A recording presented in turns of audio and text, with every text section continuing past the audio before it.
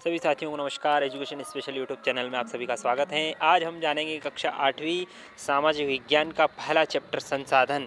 इससे पहले यदि आप चैनल पर नए हैं और अभी तक आपने चैनल को सब्सक्राइब नहीं किया है तो प्लीज़ मित्रों सबसे पहले आप चैनल को सब्सक्राइब करें, बेल आइकन को प्रेस करें ताकि आने वाले वीडियो के नोटिफिकेशन आपको मिलते रहेंगे। साथ ही साथ आप वीडियो को बिना स्किप किए हुए अंत तक पूरा देखेंगे। आइए जान लेते हैं क्या है।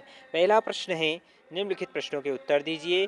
पृथ्वी पर संसाधन असीमित रूप से वितरित क्यों है? दूसरा प्रश्न है, संसाधन संरक्षण क्या है? तीसरा है, मानव संसाधन महत्वपूर्ण क्यों है? और चौथा है, सतत पोषणीय विकास क्या है? एक एक प्रश्नों के उत्तर में आपको यहाँ पर बताने वाला हूँ। पहला प्रश्न है, प्रकृति पृथ्वी पर संसाधन असीमित रूप से वितरित क्यों है? इसका उत्तर जानेंगे। प्राकृतिक संसाधनों का वितरण भू आकृतियों, जलवायु, ऊंचाई, वनस्पति जैसे अनेक भौतिक कारकों पर निर्भर करता है। पृथ्वी पर इन कारकों में विभिन्नता होने के कारण संसाधनों का वितरण असमान है। दूसरा प्रश्न है, संसाधन संरक्षण क्या है? संसाधनों का सतर्कता और बुद्धिमत्ता पूर्वक उपयोग करना और उन्हें नवीनीकरण के लिए समय देना संसाधन संरक्षण कहलाता है। तीसरा प्रश्न है, मानव संसाधन महत्वपूर्ण क्यों है?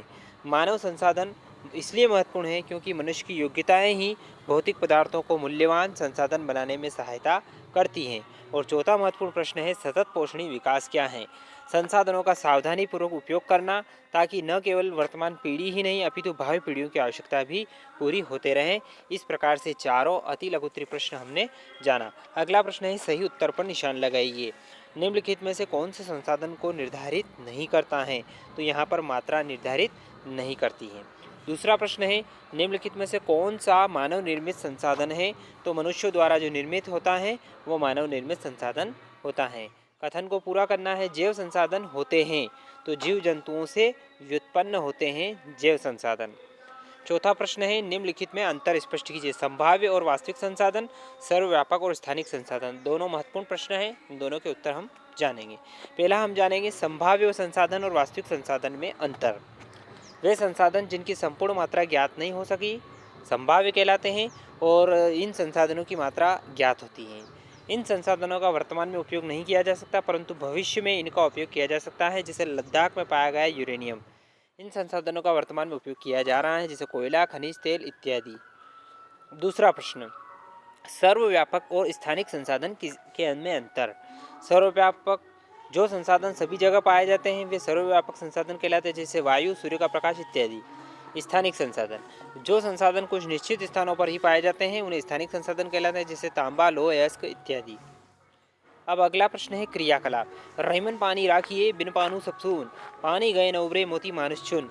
ये पंक्तियाँ अकबर के 9 दरबारों में से एक कवि अब्दुल रहीम खानखाना द्वारा लिखी। कवि किस प्रकार के संसाधन की ओर संकेत कर रहा है? इस संसाधन के समाप्त होने पर क्या होगा? 100 शब्दों में लिखिए। उत्तर जानेंगे। कवि इसमें नवीनीकरण संसाधन की ओर संकेत कर रहा है और जल के समाप्त हो जाने पर कुछ इस प्रकार होंगे। जल संचरण की क्रिया समाप्त हो जाएगी। जीव जंतु पानी की कमी के कारण धीरे धीरे समाप्त होने लगेंगे। पृथ्वी पर लोगों को सूखे की समस्या का सामना करना पड़ेगा। समुद्री मार्ग समाप्त हो जाएंगे। पृथ्वी का तापमान तेजी से बढ़ने लगेगा। कृषि प्रक्रिया संभव नहीं हो पाएगी। कोई उद्योग नजर नहीं आएगा और समुद्र में रहने वाले जीव जंतु मर जाएंगे। पानी के समाप्त होने का अर्थ है पृथ्वी से जीवन का समाप्त हो जाना। इस प्रकार से ये चैप्टर हमारा कंप्लीट होता है और आशा करता हूँ कि पूरा वीडियो आपको पसंद आया होगा। यदि वीडियो अच्छा लगे तो लाइक करें, शेयर करें, कमेंट करें। एक बार और आपसे निवेदन है, यदि आपने अभी तक चैनल को सब्सक्राइब नहीं किया है तो प्लीज़ आप चैनल को सब्सक्राइब करें, बेल आइकन को प्रेस करें ताकि आने वाले वीडियो की नोटिफिकेशन आपको मिलता रहेंगे। धन्यवाद साथियों। जय हिंद, जय भारत।